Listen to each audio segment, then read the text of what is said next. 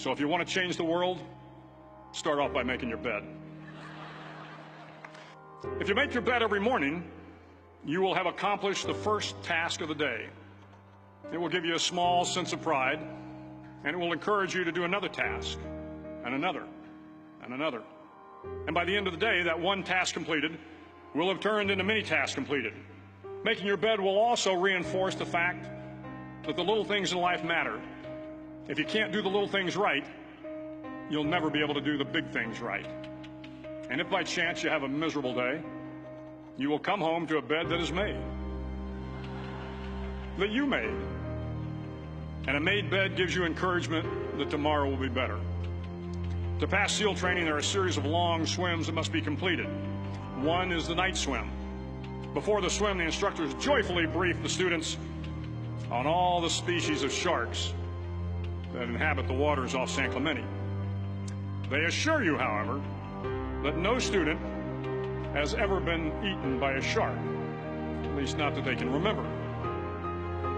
But you are also taught that if a shark begins to circle your position, stand your ground. Do not swim away. Do not act afraid. And if the shark, hungry for a midnight snack, darts towards you, then summons up all your strength and punch him in the snout, and he will turn and swim away. There are a lot of sharks in the world. If you hope to complete the swim, you will have to deal with them. So if you want to change the world, don't back down from the sharks. Over a few weeks of difficult training, my SEAL class, which started with 150 men, was down to just 42. There were now 6 boat crews of 7 men each. I was in the boat with the tall guys, but the best boat crew we had was made up of the little guys, the Munchkin crew, we called them. No one was over 5'5". The Munchkin boat crew had 1 American Indian, 1 African American, 1 Polish American, 1 Greek American, 1 Italian American, and 2 tough kids from the Midwest. They out-paddled, outran, and outswam all the other boat crews. The big men in the other boat crews would always make good-natured fun of the tiny little flippers the Munchkins put on their tiny little feet prior to every swim.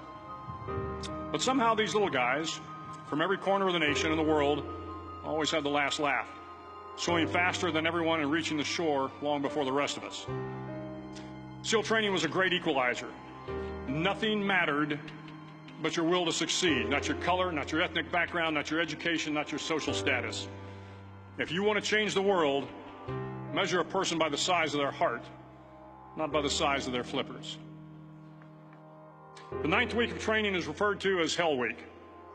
It is 6 days of no sleep, constant physical and mental harassment, and 1 special day at the Mud Flats.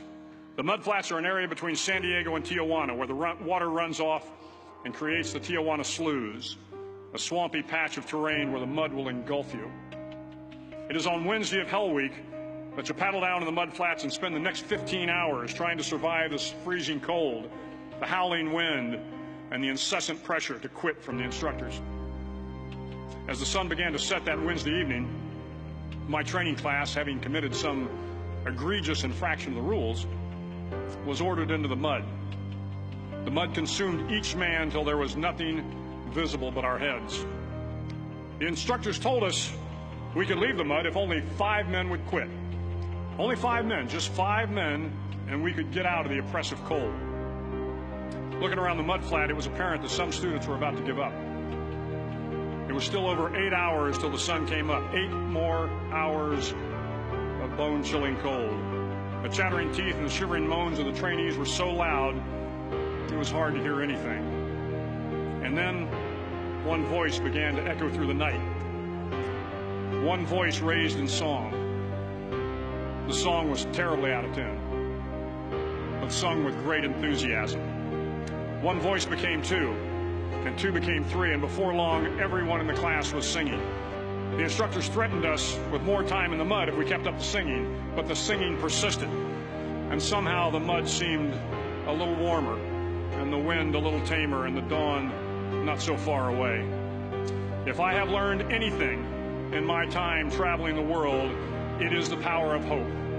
The power of one person, a Washington, a Lincoln, King, Mandela, and even a young girl from Pakistan, Malala. One person can change the world by giving people hope. So if you want to change the world, start each day with a task completed. Find someone to help you through life. Respect everyone. Know that life is not fair and that you will fail often. But if you take some risks, step up when the times are the toughest, face down the bullies, lift up the downtrodden, and never, ever give up. If you do these things, the next generation and the generations that follow will live in a world far better than the one we have today. And what started here will indeed have changed the world for the better.